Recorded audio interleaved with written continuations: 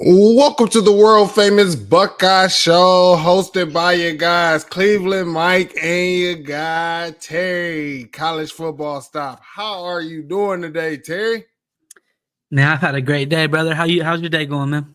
Man, it has been long. The kids got the Texas testing and My crazy kids are stuff. doing the Ohio testing right now, Yeah, brother.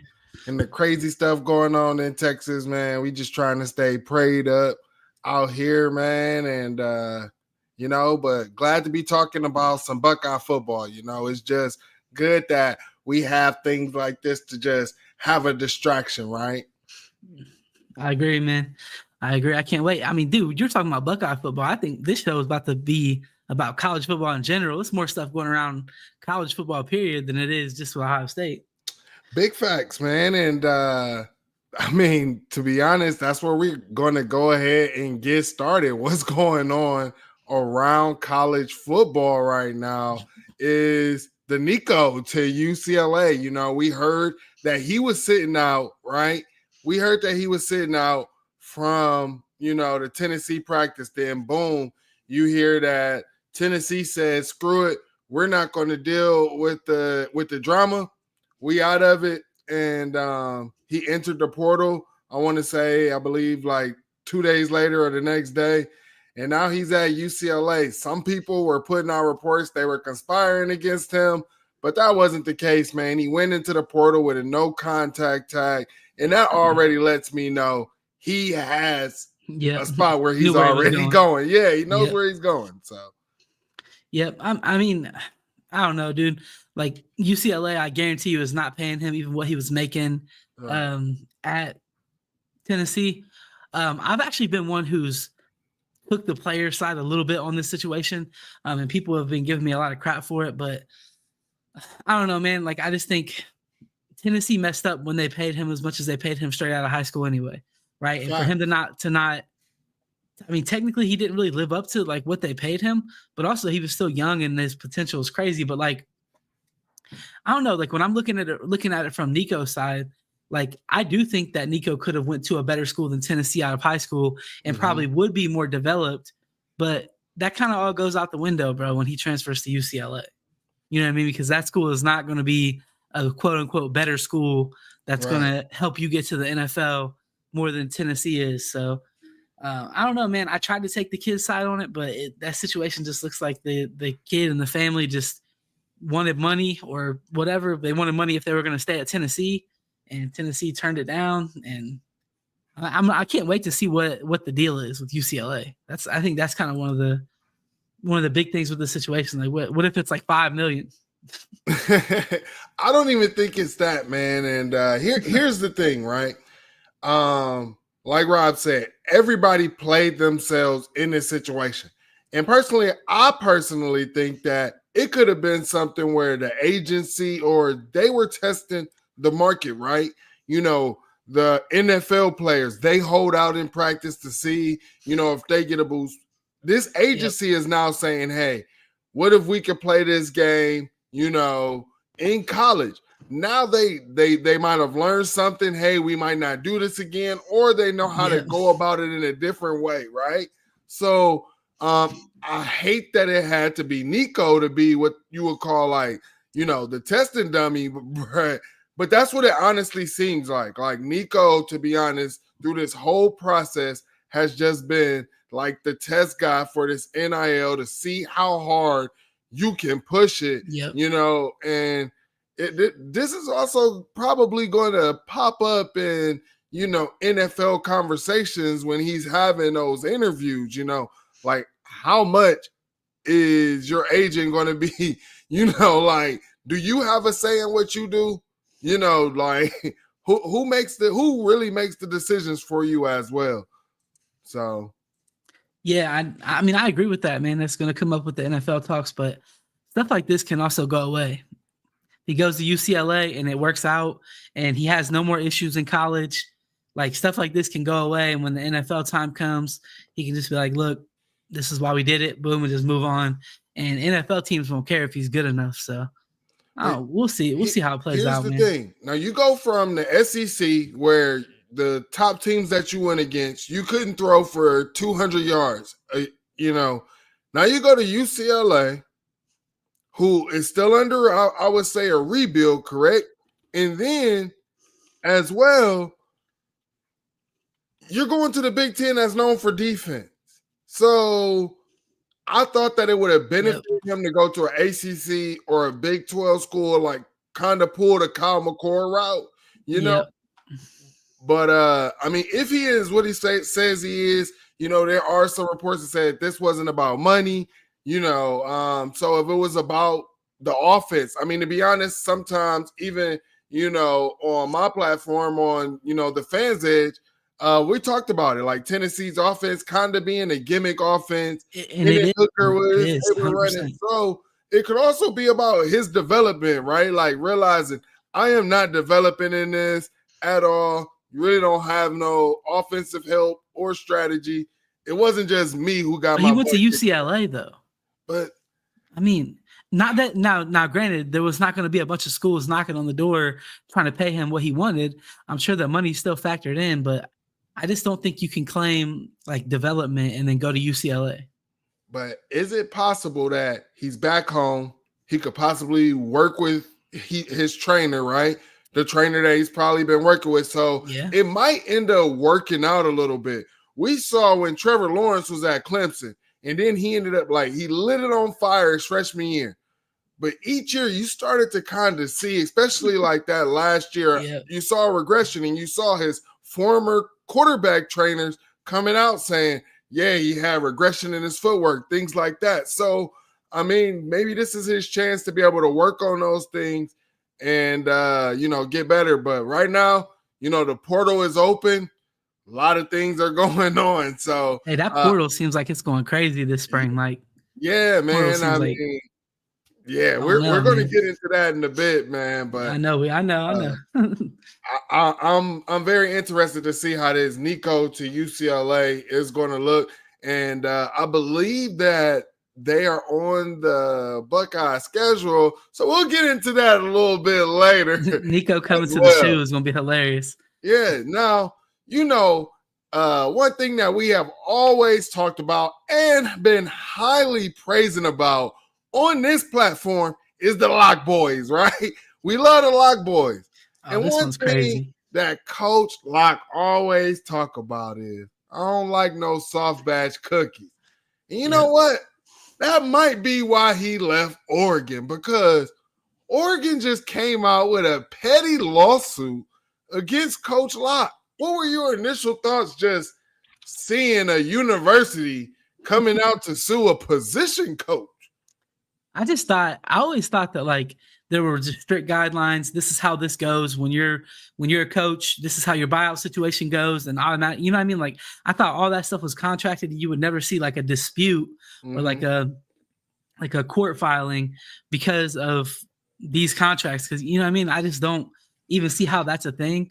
I guess it's something like Coach Lock had a $400,000 buyout, but he worked half of the time he was signed on for.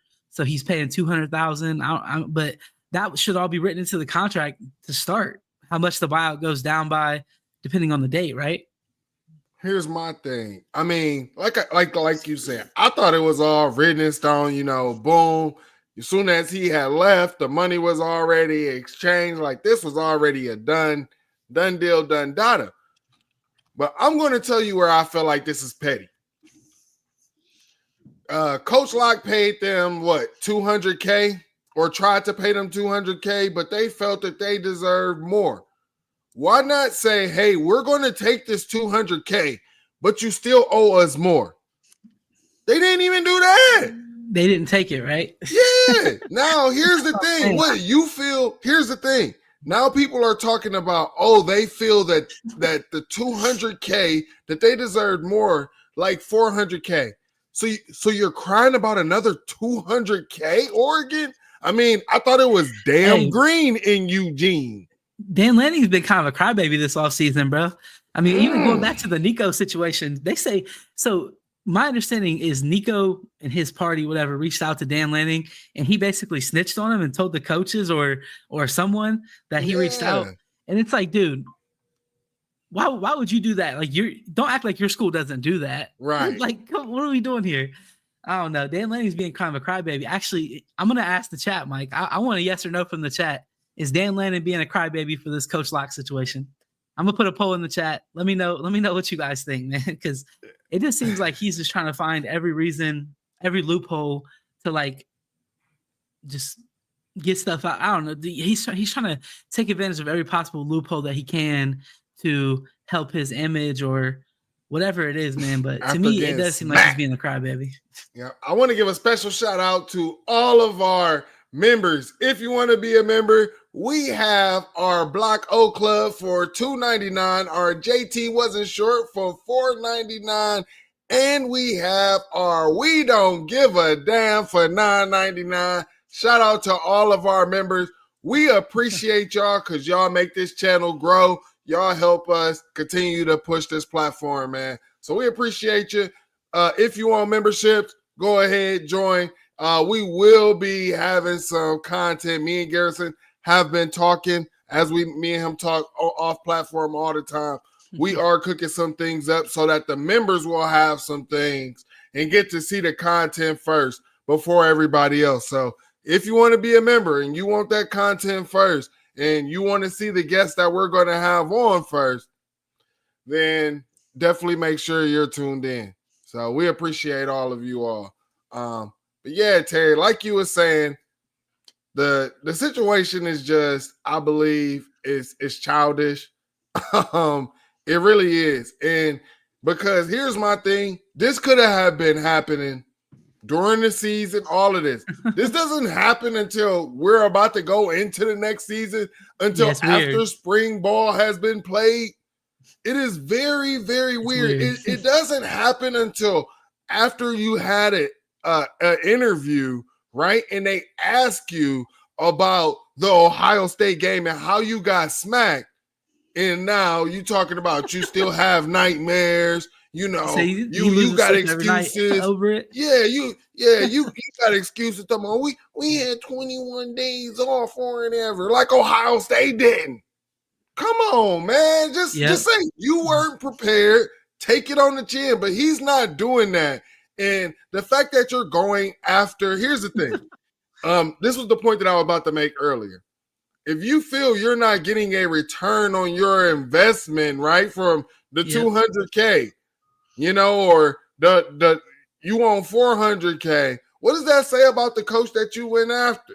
You know, Oregon fans really wanted to dunk on Coach Locke after he left. They did, Mike. They talked crazy about it. Cookie and all of this stuff, but it looks like Oregon is not happy with what they got.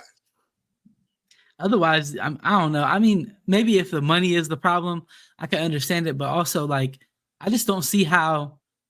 I don't see how the contract could be written where it's not clear as day. This is what has to be paid as a buyout. You know what I mean? Like, I just don't get it. Here's the thing, Terry. We've been working with Oregon for helping them get into the Big Ten back channels. You couldn't talk to us. You couldn't come holler at us. Yeah. You had to go talk to the judge. We've been talking back channels all this time. Now you don't know how to use the phone. That's what they do, man. Hey, I told you, man, Dan Lanning's trying to find any little advantage he can find. He ain't messing around, man. That's crazy, bro. That is insane, man. Well, that's what we dealing with, man. Soft batch cookies, man. But we were speaking of the transfer portal, and you got a couple guys leaving in wide receiver, Reese Stockdale, punter Anthony Veneri as well, man. You know, we have been talking, are we going to see guys hit the portal? It might not be obviously today, but do you believe that any guys are going to hit the portal? I believe that the core guys aren't going to hit the portal. Like the guys who are about to get playing time, I'm not sure that they are the ones that's going to hit the portal. Yeah, I think we'll probably lose at least one player where it's like, man, I really didn't want to lose him. Which that usually happens, you know what I mean? This kid gets a chance to go play somewhere, and maybe they were going to be the backup here. I could definitely see that happening, but I really don't think that Ohio State's going to lose anybody, Mike, who's going to be a starter. I mean, that's like, right. That's just completely out of the picture. Like, I don't really think we'll lose anybody in the two deep. Honestly, I mean, maybe an offensive lineman, something like that in the two deep, where maybe they're like the backup guard, but really if that guard got injured, Sierraveld or somebody like that would actually come in. So really their third string, something like that. But I mean, dude, I don't think the portal is going to hit us hard like that, man. Ryan Day's program is cooking right now. So people don't have a reason to leave. Yeah. I mean, to be honest, I was looking at 24/7 what they had dropped. There's already a potential target coming for Ohio State. The spring game after we talked. If anybody was here, I know our members was here on the platform. We talked about D-line, and obviously Ryan Day had put the horn out that we needed. Now, here's what you have from the edge, Bo Atkinson, I believe, out of UNC, right? He said, I've heard from Ohio State, and I definitely have an interest in them. Coach Larry Johnson talked to me about visiting there. I don't know exactly when yet, but I'm definitely going to visit. It could be this weekend or next weekend. Obviously, Ohio State has had some good defensive ends, and Larry Johnson has had a lot of success. Also, the culture up there, I'm a big Christian guy, and I've heard a lot about what they've been doing up there. Boom! I mean, should we say that, boom man. right now? I love that, man. Yeah, that's awesome. I love that. I mean, dude, for one thing, let me say this, right? It's very cool to see like the faith that was on the team last year. They were clearly openly Christian, and it's cool to see that that's like spreading across the country. Like Ohio State is known as that school now. Now that's not going to hold up when they lose. People are going to say horrible stuff when they lose.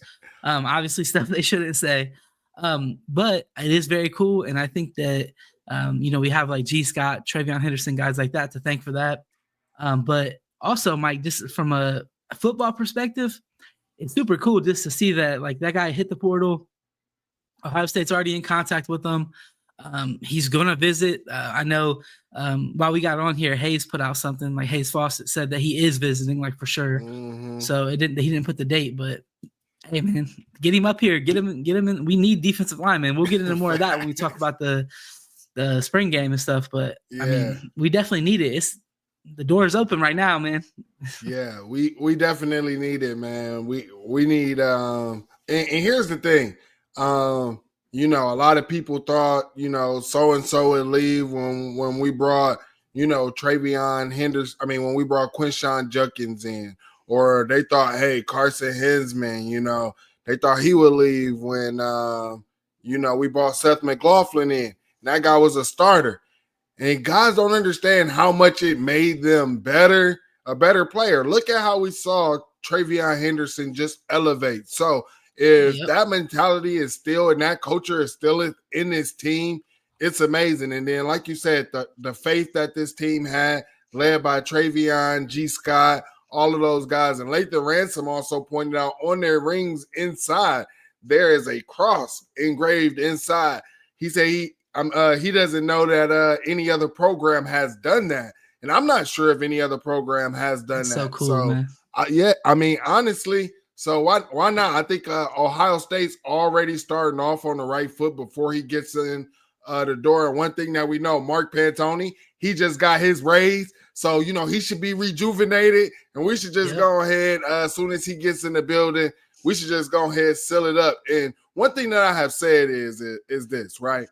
When we were lacking on the trail in offensive line, I've always said, I'm like, Ryan Day needs to go help that. Well, I feel like you got the bulldog in recruiting on the O-line. You have it just about at every position. Ryan Day, it's your time to go 100,000% on the on the D-line. You have to be one of the main recruiters every time. Hop on the jet, take Larry with you every time. Y'all go and y'all see these D-line. He has to, Mike. I mean, they gotta I'm fix not worried about, and I'm not worried about hardline. As well, our guy Garrison said, is hardline 2.0 on the way? Maybe so. I mean, Hey, can we talk about this? Hey, real quick? Mike, we could talk about it. We could talk about it. You know how I feel, man. You know how I feel about. Let's not even go there. Listen, this kid, he's talking about this Brock Boyd kid that we got coming in. That Heartline just took a commitment from. Listen, if anybody in this chat hasn't watched that kid's highlight tape, go watch it. He is different. I don't know if I've seen a wide receiver move the way that he moves, because he's also like 6'2" and he's big. He's not small. Like you got to check him out, man. I think Heartline really got one there, and I don't know, man. I wouldn't have expected that, but hey, look at the film and you guys will see what I'm talking about. His high school film is crazy. Yeah, man. So hopefully we get something out the portal, man. It looked like all hands on deck. I seen people screenshotting and the people who's following him and he's following and stuff like that. And it honestly looked like the whole staff is hands on deck. Because to be honest, if we get some good guys, and I'm ready to tell some lies. I'm ready to tell some lies, and I'm ready to put it right here on the record on this mic. I'm telling you, Terry. But hey, I'm with you, man. I agree. And I just think, like, after the spring game performance, I definitely think we need some guys to fill that D-line room out. I do think we got some talent there, though, Mike. I mean, like, there's definitely guys that I think can play, but this portal, they have to do it, man, because I think that with a team like we have this year, as talented as Ohio State has, you just can't go into this season and be like, well, let's hope our D-line doesn't lose us a natty or, the Big Ten or the Michigan game. Like, let's hope that doesn't happen. Like, nah, we can't go into it with question marks like that, especially not in the trenches. Facts. Well, let's go ahead and get into our spring game recap, right? We ain't going to try to talk too much about it because we've talked about it on this platform a lot. Terry, what are your likes about the spring game, brother? My likes about the spring game, definitely seeing Mylan Graham out there, man. I know the hype for him is like crazy, so I'm not going to try to hype it up too much. But just seeing him out there and actually moving around, he looks crazy, like a 5-star athlete, like he's supposed to be. I really like seeing Julian Saint kind of get some confidence. I'm not on the same page as everybody where I think like Julian won the job on that day, because I think that Ryan Day especially knows that he completely skewed the spring game to favor the quarterbacks by just not letting the defense do anything at all. And even some of the drives that Julian Saint had touchdowns on, the run game was cooking. So I mean, again, not to take anything away from him, because the one thing I'll say about Julian that made me super excited about him is the arm talent really flashed. And dude, you got to just pay attention to the actual ball to see what I'm talking about. Like when he was throwing the ball, it was hitting people in the face mask. Lincoln, even when he was completing passes, they would be like behind the receiver. They would kind of have to slow down or make a contorted catch. But Julian was putting them on the money, on the face mask, and that's what I expected from him, because that's what he came to Ohio State as. We expected him to be that next ball placement specialist. Dare I say that? That's what people called CJ Stroud. But that's what we expected out of him, man. So if he can do that, I do think that he'll run away with the job. That's my things on offense, man. I want you to talk a little bit too about it, because I don't want to just ramble on about the spring game. I want to hear what you got to say too. Yeah, no. Basically everybody mostly heard what I had to say about it. My thing on the spring game, I like what you said. I like that Julian Saint came out. He didn't look nervous. I felt last spring game, he looked a bit nervous. He came out. I would say another thing that I like, got to see my guy Bo Jackson out there. He's definitely one of the reasons why I felt that this is going to be running back by committee. Yeah, you're going to have Peoples and Donaldson as well. We got to see that burst from him that, we were a little bit worried about, but we heard was there. We just wanted to see it. I believe the interior of that O-line is what I have been saying. A lot of people are, we're saying that we're worried about the D-line. I mean, the defensive tackles, but they're going up against the championship offensive line in the interior as well.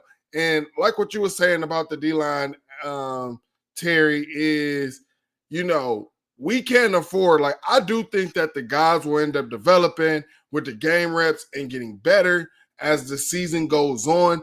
But just right now, starting off with Texas, the way our schedule is, which we're about to get to in a bit, you just kind of can't have that. Like, you have to go in there knowing what you have right away, right now. And also with the whole roster change and, not having walk-ons and things, like a lot of things just have changed. Dude, on one thing you talked about, bro, Bo Jackson looks crazy. Yeah. Hey, he looks crazy, man. Like, that kid don't look like a freshman. He don't look like the actual size that he is, which is kind of crazy. Because he's like, what, 6'2", 205, something like that. Maybe 210. I mean, he's a big kid. Like, if you look at his measurables, he don't look that big because he looks fast and just how his weight is distributed. So, I don't know, man. I think that kid could be special. Just after, like, watching the spring game, just a couple runs he had there. I know he was going against, like, obviously the 2s and 3s, so, whatever. But when you see that talent flash, man, you can't ignore it. You know what I mean?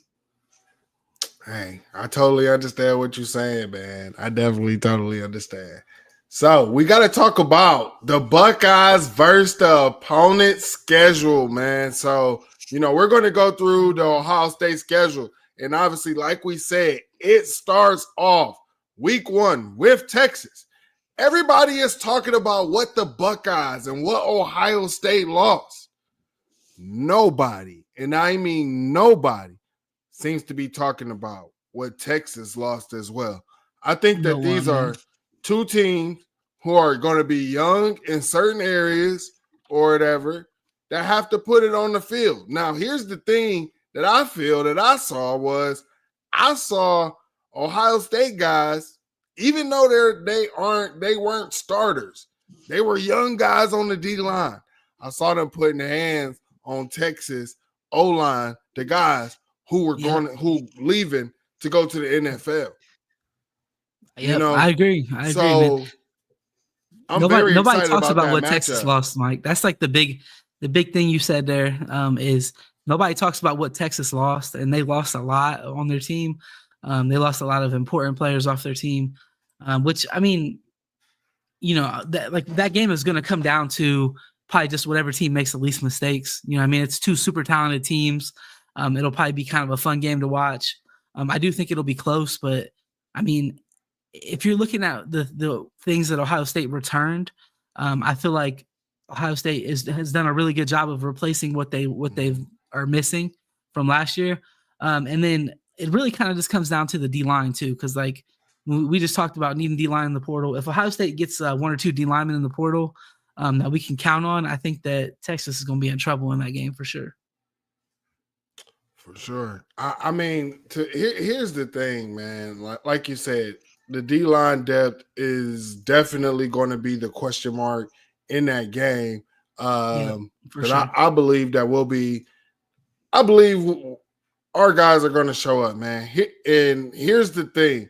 When we had a depth issue in 2022, what I'm telling you, Terry, what I've been saying, I've been talking to you and I've been talking to Garrison about this, bro. Like, and the fact that Matt Patricia likes to be multiple. Now, we've heard all of these things about what Arch Manning is, but we have not seen Arch Manning start a full game against top teams as well. We have not seen him be able to sit there in the pocket or whatever with the rush coming at him from top teams. We have not seen that. So my thing is do we have enough faith that Matt Patricia is able to dial some things up? And here's the thing. You're having issues with what Jim Knowles was able to do. Now you're hearing guys like James Laurinaitis, Tim Walton, they're co-signing Matt P. And then also what I felt like is because he understands the NFL concepts with them. Whereas when they was talking to Jim Knowles, he didn't understand it. So it was a little inner fighting going on. Now, here's the thing. I feel like we already know what we're going to see from Texas. Texas on the defensive side of the ball and the offensive side of the ball. I don't believe that you can say that you can go into this game as a Texas fan and just know what Ohio State is going to be on the defensive side of the ball or the offensive side of the ball. Not at all. I agree 100%. They're not going to know. And I think that Matt Patricia, I know this is kind of in the weeds a little bit. I think that Matt Patricia can also help Ryan Day in the offense with these different kind of schemes that you see from other defenses on how to beat them too. I think that's kind of another thing that can help, especially with a scheme like Texas. Their scheme is very similar to Michigan. Obviously, Ryan Day, his offense is known for struggling against that specific scheme.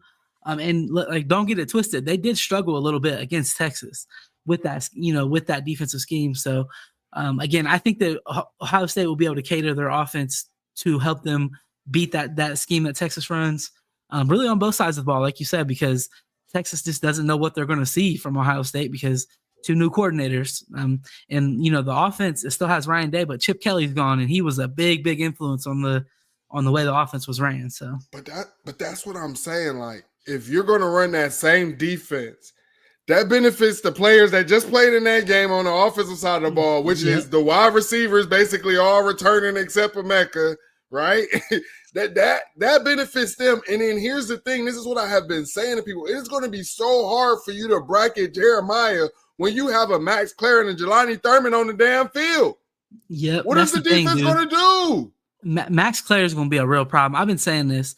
Max Clare with Jeremiah Smith on the field is going to be a real problem for teams because, he might be the best tight end in college football. You get him with, and we've already, we were just talking about the spring game, right? One thing that I saw from Julian is that he was willing to throw that ball over the middle. And Max Clare is going to cook in that area of the field all year, man. So, yeah.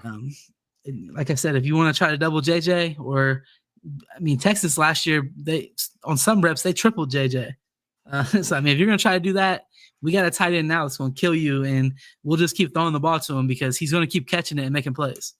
Yeah, and they say Hero's there. Nobody knows more about Hero's weaknesses than the interior of our offensive line. Who have they been going up against majority of their career? It's Hero Canoe. So to be honest, that's a matchup I'm looking forward to. And here's the thing. You know why they needed Hero Canoe? Because they lost just as many D tackles as we did. They lost, I think, 2 or 3 of them mugs. And they lost the edge. So I'm trying to tell y'all, yes, they have what's his name? Colin Simmons on the edge, but they lost a lot. They lost they cornerback. They lost a safety. I'm telling you, they lost a lot on that defense. Yep. So just they ain't got no Caleb Downs to be out there. You know what I'm saying? So I'm really excited about that. Now the next 2 games, you got Grambling State and Ohio University. In those games, what I'm looking to see is we get out of those games early, and I see the young guys get rotation because, like we said, it is going to be key throughout this season that those guys have the reps, that they know what they are doing, and they have the experience so that we can rotate and take this into the playoffs, man, because this is a very talented team. It just lacks the starting experience. Yeah, no, I agree, man. I think once they get past the Texas game, obviously, dude, you're going to get into things are going to slow down a little bit. They're going to really be able to buckle down and focus on what they messed up on in the Texas game. And I feel like the team's going to build a lot over that time period where we have the games that we really should win. You know what I mean? Yeah, I agree 100% with you, man. I see our guy Johnny. Shout out Johnny. Case over side eye. Hey, I don't care about Case over side man. I bet you wish we still had Case Stover so that we could scheme up on the 4th and 1 and throw to him. I bet you do miss stuff like that. Yeah, right. Yeah. Max Clare ain't dropping that. Yeah, he remember when we had the Jeremy Ruckers and stuff like that. Wasn't dropping that. Yeah, we about to get back to that. Yeah. That's hilarious. Hey, I put a poll in the chat, Mike. When we're going through the schedule, one thing I always pay attention to is do we have a trap game? Because in college football, dude, that's a real thing. Whether people like it or not, it's a real thing. And you have a game where you got a high emotional game. Maybe it ends in a tight win or whatever. And then you go to play a team that just has maybe lost 2 or 3 games all year, and this is their Super Bowl, and they're ready to go, and you're playing at their place. So let me know in the chat, guys. Do you think that we have a trap game? If so, which one is it? I already see some people answering here. I see our guy Robert Howard said Illinois. Yeah, we'll get to that game in a minute. So yeah, I mean, honestly, we're about to get to it. After those 2 games, Ohio State goes on a bye week, right?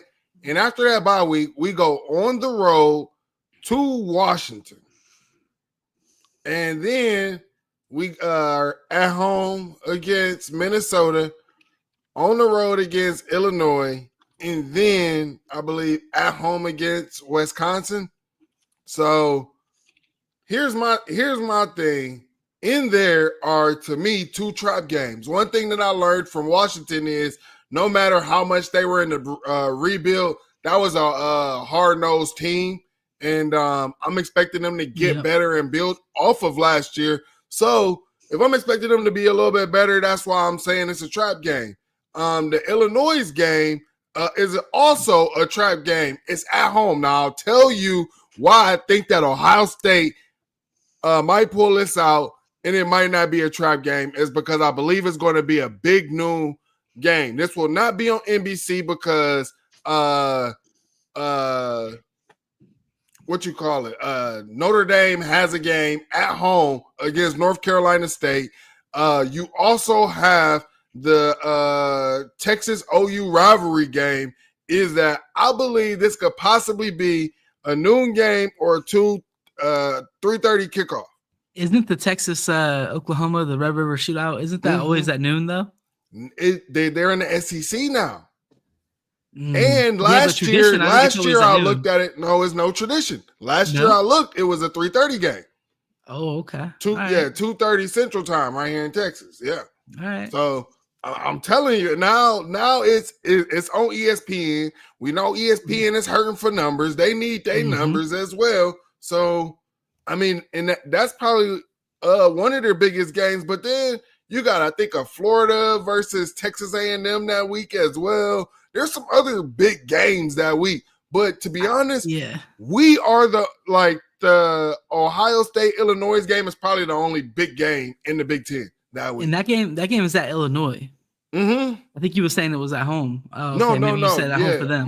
Yeah, if I said that, that's my bad. That's definitely a trap game playing at Illinois, dude. Because that's what I'm saying. that team has shown they can. If we can avoid it being a night game, that's why I'm saying that's how I believe we could avoid that being a trap game. Man, give me a night game, Mike. I'm not trying to hear that, man. Give me a night game. Man. I see our guys saying that we play at Camp Randall. I'm sorry, I'm not worried about Wisconsin. I feel like they're still under a rebuild, right? They were trying to do the Phil Longo stuff or whatever. He's gone. They're having to rebuild their offense and their identity. I am not expecting that to be a trap game. I to be honest, I feel like the reason Luke Fickell got his extension when he did is because they're expecting what they're expecting out of this season and from this team. What I think all of us should be expecting is not that much from Wisconsin. Yeah, I know it's at Camp Randall and jump around and all of that, but this ain't the Wisconsin that's going to be playing Wisconsin ball. We haven't seen Wisconsin ball from them from the past 2 years. So I can't say that this is the same thing, man. Go ahead, Terry. My bad. No, I just said I agree. You're good. And then we go into a bye week where we go on to take on who is that? Penn State Nittany Lions, man. Penn State, how you doing? This will be a home game in Columbus.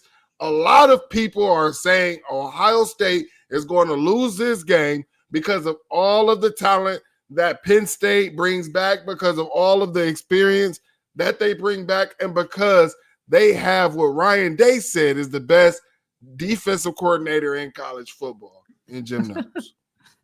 Yeah, I gotta see it, man. Penn State hasn't beat Ohio State in so long, man. I just really gotta see it. Excuse me. I just really gotta see it, like especially from a guy like Drew Aller. I do think he's super talented. I think he's a very good quarterback, but I gotta see him play well against a team like Ohio State before I'm gonna believe it. I think Ohio State will take care of business in that game, and honestly, the games with Penn State are usually close. With Ohio State coming off of a bowl game, or I'm sorry, coming off of a bye week, I meant to say. Ohio State coming off of a bye week. I mean, I really think they could come in here, we could take care of business pretty quickly, man. I really think that. Like, I know that's crazy to say, but it's just something about Ryan Day now is different, and I think that he's learned a lot over this past season, and I think that the things that he learned are going to really translate in games like this. So here's my question is, right? One thing that forced Jim Knowles to be one of the best, or be called one of the best defensive coordinators in college football last year, was NFL, guys who have been in the NFL, having to implement changes after the Oregon game, right? Now, it seems like Jim Knowles did not like that very much.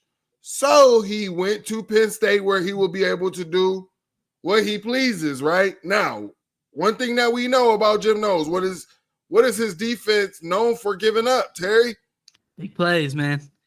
He said he draws them into the defense. He says, it's designed where we're going to give up some big plays sometimes. And I mean, I believe that Ryan Day loves that. Now, I think this game could get out of hand if he wants to do that. I do not believe that Penn State right now has the DBs that they once had before. I don't believe that they have those. So I do believe that we'll be able to cook them up. Also, everybody's going to say, oh, they can run on you. They can run on you. They didn't run on us last year. Exactly. They don't usually run on us. Like our D-line. Yeah. Listen, Larry Johnson's D-line, if they can say one thing about him, they're going to show up against Penn State. Every time. They're going to show. I mean, that's just the way it is. Like, I don't know who it's going to be this year because it was always JTT, guys like that. But even before JTT, dude, they show up against Penn State. They're about to go dominate that game. And I expect that from them this year too. And here's the thing. When Penn State has gotten off on us, it's been like that one wide receiver, like a Nate Washington or what was the other one? The Dotson kid, right? Jahan Dotson. Dotson. Like one of those guys, like they'd get off and we'd be like, whoa, what the heck is going on, right? Like, every year we was getting one of their wide receivers drafted. Yeah, but they haven't had one of those guys. And my thing is people are telling me that they have these guys coming in, right? We heard about, they were happy Julian Fleming was coming in. And Julian Fleming coming in, he's having to dust off the jug machines. So also what we saw in the playoffs, the guys was having issues catching the ball. So, I mean, what are we really expecting the wide receiver play to elevate? That's my thing. If that's what's supposed to take Penn State over the top, I mean, that to me, that's the only thing that's going to take Penn State over the top is if they have the wide receivers and the guys on the skill level. Because now everybody knows you're one-trick pony. You also lost your number one receiving threat. Yes, we heard you got whatever in the back. But is he Tyler Warren? Can he do everything that Tyler Warren did? Well, I mean, the answer is no. I mean, obviously, Tyler Warren was doing everything for them. But yeah, you're right, Mike. It really comes down to receivers for them. If they can get a couple pretty good receivers, and Drew Aller has a good season, they can maybe make something shake. And I know they made it to the playoffs last year and all that good stuff, but like, dude, just making it to the playoffs is like a watered down thing now with it being 12-team playoff. Penn State's season last year was basically what James Franklin's seasons have always been. We literally went through an entire season where they made the playoffs and learned nothing at all about them and about their future. It was literally just, okay, we're going to beat the teams we're supposed to beat. We're going to lose to the teams we're supposed to lose to. That's it. And that's going to get us to the semifinals of the college football playoffs because we're going to get to the playoffs and then play two teams that we're supposed to beat or one team, whatever, that we're supposed to beat. And then we're going to come up to Notre Dame and we're going to mess it up. And they should have won that game too. That's what's crazy. Right. Yeah. And before we get any further into this, we got a sponsorship. Get your business, product, service, or personal brand to the next level by partnering with the Voice of College Football. See what our partner, Win Agency, has to say about its partnership with us on the screen. Let's discuss how you can reach your target market. Contact us at sponsorships at vocfb.com. That's sponsorships at vocfb.com today. All righty, man. So my thing is, I believe Ohio State, they're going to beat Penn State. That's definitely my belief. Is we're going to handle Penn State, and this is definitely going to be a get back game, I believe, for Ryan Day, and you will see explosive plays from the Buckeyes on this one. I believe you're muted, Terry.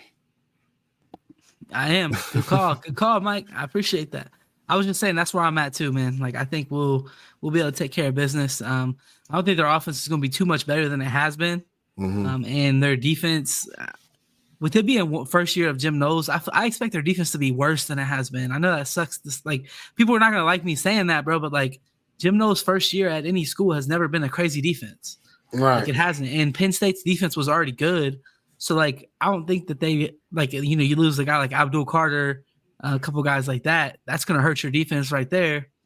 I don't think that they're going to be as good on defense. Got you. So, I agree with you right there. Now you got Purdue, UCLA, and Rutgers before you get to the game. So obviously we were just talking about UCLA.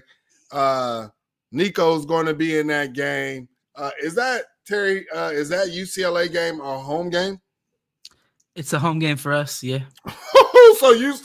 So Nico comes back into. He's coming to Neyland North, man. He's coming back to Neyland North to get another helmet crack. Not this time by Lathan Ransom. Will it be Malik Hartford? Will it be Riley Pettijohn? Who is it going to be? That's what I want to know in the chat. Who cracks Nico helmet next? Let me know in the chat. Who's cracking Nico helmet next? And if you are not watching in the live chat and you watching after we have finished this, put it in the comments. Who's let us know, Nico helmet next, man? I definitely want to know that. Somebody saying Arvell is. I like it. I like it. Garrison saying Caleb need that. Let's go. Yeah, down. Sunny Styles, I see it. Yeah, Sunny Styles. Oh no, Doug Shepard said he's gonna wear one of them. What's it called, like a halo top or something? Bro, Arizona Buckeye is cracking me up, bro. Josh Proctor. Hey, let's go, man.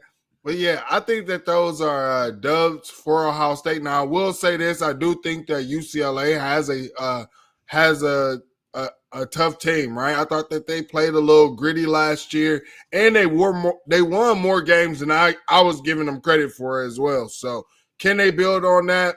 We'll see. Yep. All right, man. We got the Fighting Schianos. A lot of their guys got hurt. They were one of the Big Ten teams that I had predicted, right, to, make a run, possibly be in that spot that Indiana was in, right? But right before the season, they faced so many injuries. A lot of guys were out. I believe they even lost Kyle Monunga. I'm not sure if he's able to come back or is coming back. But some guys do return. What do you think about that? Rutgers, Rutgers, I think that's always a trap game, and then always before the team up north. It's a game I can see always throwing something crazy out, bro. It's a game I can see being close, but Ohio State will win it, man. Before the Michigan game, they're gonna be focused on the Michigan game, all that stuff. So I could definitely see the game being close, but Ryan Day don't lose games like that, man. That's just that's who Ryan Day is. It's kind of in his blood. He's like, we're gonna make sure that we're prepared and that we take care of these games. and then we'll get to these other games and we'll figure out how to win the big games. So, facts. All right, man. And Garrison out here saying Bo Atkinson is visiting. When? What time? We want to know date and time. Right. When that man pulling up? And when is he signing that contract? I need Brian Schottenstein in the Woody ASAP. Shout out Brian Schottenstein. Shout out the foundation, man. If you are not tapped in with the foundation, go ahead and do that. Thefoundation.com, man. Make sure y'all tap in with them, man. Big time. Ed, spring portal's open, man. Yeah. We need defensive linemen. They need money. Yeah, man. We didn't have Brian Schottenstein in the spaces. He is a cool guy. He's been, from the beginning, he was asking Buckeye fans for their help, letting you guys know, like, this stuff cannot be done without you. So if you want another natty, I'm just saying, you know what I'm saying? If you want another natty. But we got to talk about that team up north, Terry, man. We will be going into the Big House, to see that team up north, see what they working with. Now, they talking about they got a freshman quarterback. Now, we could sit here and talk about how we don't believe, their team is going to make the CFP, or we believe that they're going to be, 7-win team, 6-win team, 8-win team, whatever. It doesn't matter. What they start off as, which we saw, is not how you finish as, right? Both of these teams will be playing their best ball at the end of the season when we see each other. And that's just how it always goes, man. Now, Ryan Day, he been getting his card pulled. What you think Ryan Day going to do in the Big House? Listen, this game is so hard to talk about because there's obvious, we really should have beat them. There's no reason we shouldn't have beat them last year. But we know that Ryan Day was in his head. We know that Ryan Day gets in that game and he tightens up and he don't know what to do. I want to believe, maybe this is the fan in me. I don't know if it's the fan or if it's real life, but I want to believe that the so-called players meeting that happened after that Michigan game last year kind of changed Ryan Day forever. And I mean, he showed it in the playoffs. So if he can just continue with that mindset of I'm going to let my players go win this football game for me. I'm not going to try to do too much and put my players in a bad spot or make it to where they have to play perfect or we're going to lose the game. I'm just going to let them go out here and be football players and win this game for me because my players are better than theirs. If Ryan Day continues that all through this year and into that Michigan game, Ohio State should go into Ann Arbor and beat Michigan this year. I don't care what people say about Bryce Underwood. No matter what level of or ranking a quarterback is, everybody knows that you have to see a kid play, no matter what star they are. If they're all 100% perfect recruit, any of that, you got to see a kid play in actual college football and actual big games to know what that kid is all about. That's just what it is. You know what I mean? Agree, man. And most of the time, those kids are not the best player in college football. At that point, they may have the potential to be, but I mean, how often do you ever see a kid come out of high school and be the best player in college football? You're talking about Jeremiah Smith, out of his position. Is that what Bryce Underwood is? Yeah.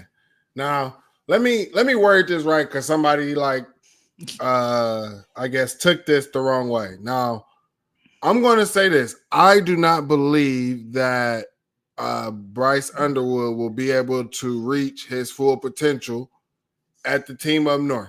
I don't believe that. And I'm not talking about full NFL potential or anything. I'm talking about the college potential. I don't believe that he's going to be able to tap into everything that he can be in college if he's, what they say is at the team up north. That's my belief, right? But I mean, do you think that in his freshman year, right? Do you think that he'll be a top 5 quarterback in the Big Ten? In the Big Ten? Yeah. Let me know in the chat, guys. I'm gonna put it in here. I don't think so. Let's see what y'all got to say. I mean, to be honest, right now they're saying that there's a battle, right? They're saying there's a battle. Now, my thing is this: can a freshman quarterback come in and can he read pre-snap and post-snap? Probably not. I mean, on a college level, some of these like some of these Big Ten teams, they're gonna run some NFL type schemes at you. How is that gonna look? Now, some people say he's cooking in practice. What does that say about your DBs or your defense? But right. I mean, I don't know. Here's my thing, man. It's always F that team up north. It's always we gonna beat them. Now Ryan Day, he gotta show me. But he does. But I'm still never gonna sit here and say that they gonna beat us ever. I believe that we're gonna go in there, we're gonna show them what's up. And I don't even believe that this is gonna have to be a Ryan Day led thing. I believe that this is gonna be a Buckeye thing. I think when we saw them in our stadium standing on the bench, rallying their players up or whatever, you know who that player I think is that's on the offense is Brandon Ennis. I think he's that guy. You know who I think that player is on defense? I think it's Sonny Styles. I think it's Jermaine Matthews. I think they're going to get in somebody's face. I don't think that this is the same type of guys that just like, hey, let's just keep playing ball and let's keep going. I think you're going to have some intensity fire before you even touch on that field. And these guys going to be locked in, man. I'm really excited. And I'll say this. In 2023, I felt like Ryan Day was cooking. He was in his bag, bro. Yeah, we watching that, man. Like, just Kyle was just missing everything. That was also Jesse Minter. Yeah. Now last year, man, Will Howard had to have a concussion or something, but I don't believe that Ryan Day is gonna make the same mistake twice. I think he's gonna push that ball down the field and go vertical. And you have to. Also, I'm very interested in seeing how these guys are able to guard our wide receivers. I'm interested to see. I believe Brandon Ennis is a route runner. I believe that he's able to get separation on guys. And I'm very interested to see how he routes guys up and get open. That's going to be I think he's going to be probably one of the key factors. Like he will probably be my X factor for that game right now, preseason. That's what I'm going to say. See that. I can see that, man. Honestly, I can really see that. I also think like Matt Patricia, bro, is going to be a big part of this. I already talked about how I think he could help Ryan Day with beating that scheme as far as Ryan Day's offense. But I just think Matt Patricia, you already know how I felt about Jim Knowles, Mike. I was not a big fan of Jim Knowles. I feel like in Jim Knowles in the Michigan game, hated the way Jim Knowles coached every year. And I don't know if it was Ryan Day making him or like I've just never seen a team just be so unaggressive and I know that like, they turned the ball over twice in that game, only gave up 13 points. Like I get it, dude, but like Michigan still wasted like a whole entire quarter. Right. They were able to sit on the ball and just get first downs and waste an entire quarter in a game where you know that your quarterback is struggling. We need possessions. How the hell are we going to score if we don't get possessions? Okay, let's give Will Howard, who's been struggling all game, one possession to go down and win the game at the end of the game with 30 seconds left and one timeout. Right. And it's like, what do you I don't even know if that was the situation, but like I feel like the last 2 years, it was the same stuff with Jim Knowles' defense. He just really, in the fourth quarter, they were so scared that they were going to lose the game by giving up a big play or a touchdown that they just sat back and tried to play read and react ball and make Michigan make mistakes. And they didn't make mistakes and just held the ball for the entire quarter. And the offense couldn't get in rhythm because they were not even on the field. So I don't think you'll see that with Matt Patricia, bro. I just don't. I think that he's an NFL coordinator and he's going to go out there and try to win the game every time. Big facts, man. I agree. I don't know about y'all. Y'all let us know in the chat what y'all think about that game, man. Go Bucks. Sure. And here's the thing. I want to talk about some teams that are not on the Buckeye schedule. Terry, right. Terry, just give me a team. Give me a team that you want to talk about that's not on the Buckeye schedule. That let's say would worry you a bit. Okay. You say so a team that would worry me if we had to play them in the playoffs, something like that? Yeah. Okay. All right. Alabama is one of those teams. They still got tons of talent, and correct me if I'm wrong, but I'm pretty sure that they brought Ryan Grubb back to Alabama this year, right? He was not there last year, and they brought him back this year. He was with the Seahawks. So that tells me right away that the offense is about to take a step forward. Because I think that Ryan Grubb was a big part of Kalen DeBoer's success at Washington with Michael Penix and those guys. So I do think their offense is going to take a big step forward. And then their defense, I think they got players. You know what I mean? Like they got ball players on that defense. And they just kind of have to make sure that they're not scheming them out of plays and stuff like that, which that can happen. Defensive coordinators try to do too much. Big facts. But yeah, I would probably go Alabama. That would probably be one of my teams. Big facts, man. And Terry, before we get you out of here, let the people know where they can find you. Yeah, just at CFB_stop on Twitter, man. That's where I'll be at on here with my guy Mike. You might catch me on some other shows on here too, if I can ever work the timing out and stuff. But yeah, man, that's it for me, Mike. All right, Terry. We appreciate you, man. Take it easy, man. All right.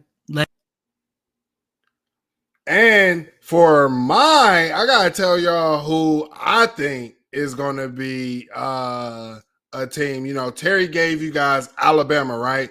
I do believe in what he's saying. The thing is, that they have to prove, right, is the simple fact: do they have a quarterback? If they got a quarterback, then I say, yeah, we got to watch out for them. Now, let's talk about Georgia. I think that Georgia could possibly build on what they have with their quarterback. They're always going to be a stout defense as well. I don't know, man. I do think it's a must-see type of time for Georgia, man. It's definitely must-see. What is Georgia going to do?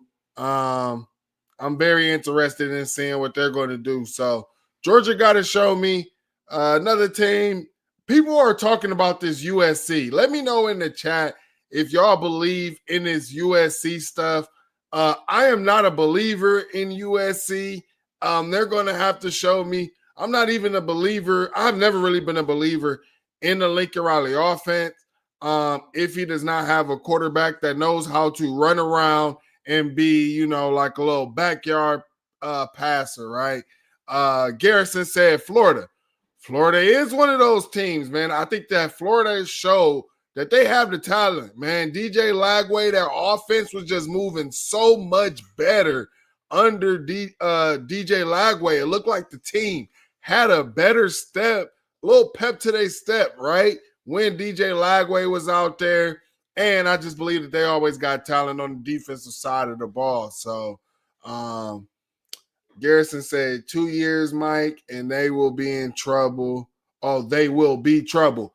You must be talking about USC. I'm still not buying it when you're talking about Lincoln Riley. Again, they're going to have to show me as well. Said, oh, you mean Big Ten QBs? I was confused. All right, they must be talking about that in the chat. Some people are worried about Clemson. I do believe that Clemson, they probably have the best chance right now to run through the ACC. They bring a lot back on offense, a lot of production. I know some people believe that doesn't matter, but experience matters, man. And if you don't believe in experience, ask the Buckeyes. All of those guys came back so that they could go ahead and win. And when they needed it, they needed to lock in and show their experience. They did it through a gauntlet of the CFP that they ran, right? So, I mean, 2 SEC teams, a Big Ten team, and then a blue blood team in Notre Dame. So, I mean, what bigger gauntlet could you go through? And Miami, I don't know about y'all. Y'all let me know. Miami, I'm not seeing it. Still need to fix up that defense. Got my guy, Big Homie. He out here posting their linebackers, talking about they look like DBs. So I don't know about Miami and that defense. They'll probably be getting carved up. I see my guy, Arizona Buckeye, is saying that South Carolina is a sleeper team. Yeah, they bring back their quarterback. They could possibly build on that. I have not checked out their schedule, but they could go ahead and take that Tennessee spot, right? That Tennessee spot is up for grabs. You're talking about Alabama won it. Who else was in there? You had Georgia in there. Texas was in there. What? That was it, right? That was all the SEC schools that was in there. Georgia, Texas, and Tennessee. So yeah, or do they take Tennessee spot? That is a very, very good question. Or is it Alabama? It all depends on how their schedules is going to shake out. But I would not be worried about if the Buckeyes had to go up against South Carolina. I would not be worried about them. I'll tell you the only thing that would worry me about South Carolina is if our quarterback, and I'll tell you this, if we have this issue, you don't even want to go to the college football players. If our quarterback cannot throw and be productive under pressure, that will be an issue for me, and that definitely will be a issue. But no, I don't think he's saying South Carolina a sleeper to win the title. What I am talking about is Buckeyes versus these teams. Who would I think the Buckeyes, would the Buckeyes, should I be worried about going up against these teams, or should I not be? I wouldn't be worried about going up against USC, not worried about going up against Miami. Like I said, Georgia got to show me. Clemson, I said they're going to run through the ACC, but that's the thing, right? They always go through that little cakewalk schedule through the ACC, and they end up being fresh through the playoffs. Does that play a part? I don't know. We will have to see. Somebody asked a question. I've been on the DeMar Thomas Hill since he went into the portal. You think we get him, Mike? Man, I'm not sure. All I know is that's up to the staff, man. I can't tell you too much about that portal stuff. That one is that's harder to track than recruiting. You thought recruiting was hard. The portal is even harder. You don't know where these guys are going to visit, or they'll line up visit, and then next thing you know, they get paid or they just end up liking where they're at and they just shut it down. So you never can know. It's all about, do you get a chance to get that kid on your campus? That's the biggest thing. Do you get a chance to get them on your campus? Steve wants to know thoughts on Bill Belichick at UNC. He's running guys up out of there, I guess. He's building his team. We're going to see. He's also in the middle of, I believe his fiance or wife is making a documentary as well. So it's a wait and see game for me. Also, like, what does UNC have talent wise? What are they going to have quarterback wise? Apparently they was looking at Nico, but said no, they out of it. So we will definitely have to see. Anybody worried about LSU? LSU has some issues on defense, has some issues on offense as well. Watch them get beat sometimes. But one thing we know is LSU has the talent. But I'm never going to worry about a Brian Kelly team. I'll just say that right now. So I'm not going to worry about no Brian Kelly at all. And you have SMU. I'm not worried about SMU. Still think that they have, some building to do from the G5 level before I could say that they could run with a blue blood like Ohio State. So, but they do bring back some talent. And they should probably see Clemson back in the ACC championship game, man. I wouldn't be shocked. But the ACC, outside of Clemson, is basically wide open. Let me know. Let's see. Let's go through this chat. And let's see if there's any other questions or anything that I missed.